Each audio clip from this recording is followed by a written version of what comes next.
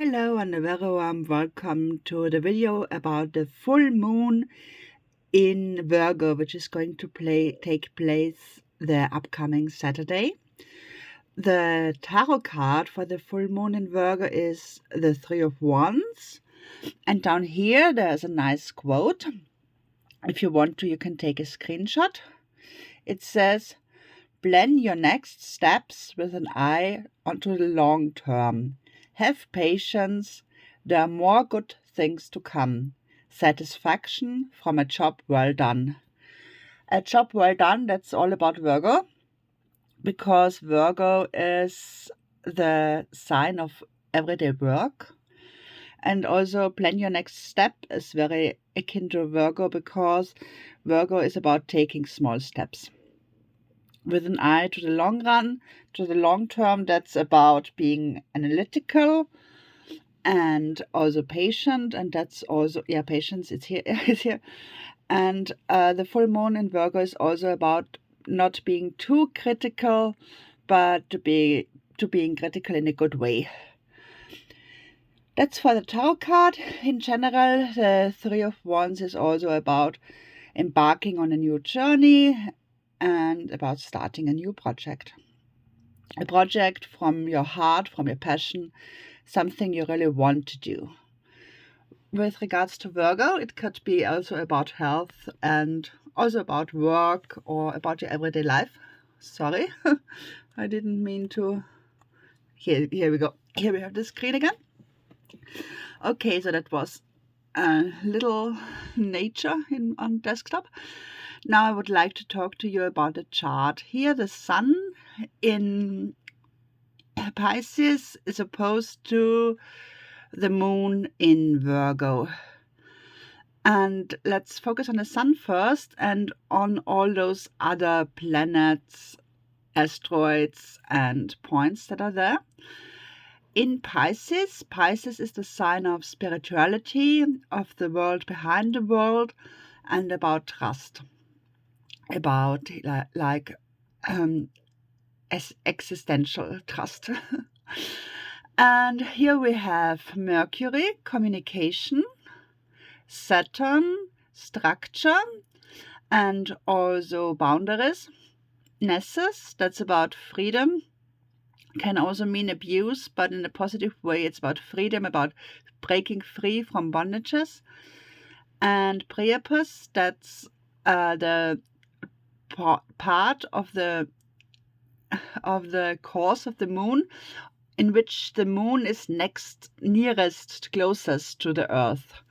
So that's about our feelings of home, for example, our innermost feelings. They are in the sign of trust and in the sign of letting go too. And also the main planet of Pisces, Neptune, is also still in Pisces.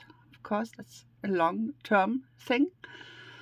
And when I put a cursor like this, there appears a kite. There's a small triangle and there's a larger triangle. And the kite is about a special talent that we have at this time. And the talent is in the realm of material things, because it has to do with Taurus, with money and many ideas and growth, and also with taking small steps in Virgo, and with Capricorn, abundance of things to do, actually, abundance of work. And those three practical aspects we can put down to earth, we can realize in the real world through Pisces this time, through Saturn in Pisces. And Saturn is about having healthy boundaries. And in Pisces, it can also be about trust and about letting go of too much restrictions. So the idea is, if we have healthy boundaries, for example, then we can be practically very gifted. and change a lot in the real everyday life of ourselves.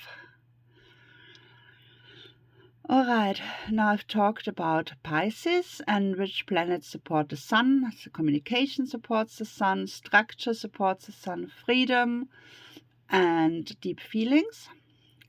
And now let's look to the opposite side where the moon is. And the moon is next to Trans-Pluto. Trans-Pluto goes very slowly. It will be in Virgo for the next about 100 years. It has entered Virgo only in 2011. So for most of us in our birth charts, Trans-Pluto is still in Leo. It goes very slowly, and it's about an emphasis of what the whole world is all about. And now it's about taking small steps and being analytical. That's close to the moon, to our feelings. And the other two signs here are Juno, that's about long-term relationships, and Lilith. Lilith is about freedom, also about emotional freedom, about being free to do whatever you want. You can do that right now in your long-term relationships. And the long-term relationships are also supported by this line, by Uranus. So many ideas of how to enjoy yourselves, many ideas about money are supportive of your relationship if you're in a relationship. It's also about friendships and work relationships. It doesn't have to be your marriage partner. All right, so that's what I got for you for the full moon. If you like this video, I would be very happy to see one more thumb up. And also, if you haven't subscribed yet, feel free to do so. I do moons on this I do videos on this channel about the new moon, the full moon, and the monthly forecast. A monthly forecast too. So have a great time.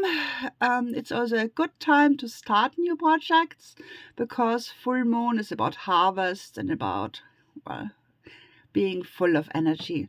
That's the tarot card once more. And now I say bye-bye. See you next time.